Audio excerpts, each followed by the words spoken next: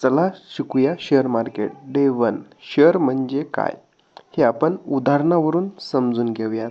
तर एक वृद्ध दाम्पत्य असतं आणि त्यांना 4 मुलं असतात आणि त्यांच्याकडे 5 एकर शेती असते.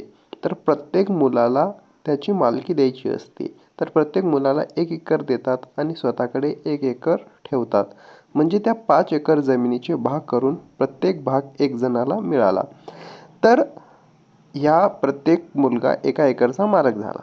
आता उदाहरणावरून समजून घ्या. उदाहरणार्थ जेव्हा आपण एखाद्या कंपनीचे शेअर घेतो तेव्हा त्या कंपनीच्या त्या भागाचे जेवढे शेअर घेतले तेवढ्या भागाचे आपण मालक असतो आणि जेवढा कंपनी नफा कमवेल किंवा शेअरची प्राईस वाढेल, किंमत वाढेल, तेवढा आपल्याला नफा त्यातून मिळत असतो.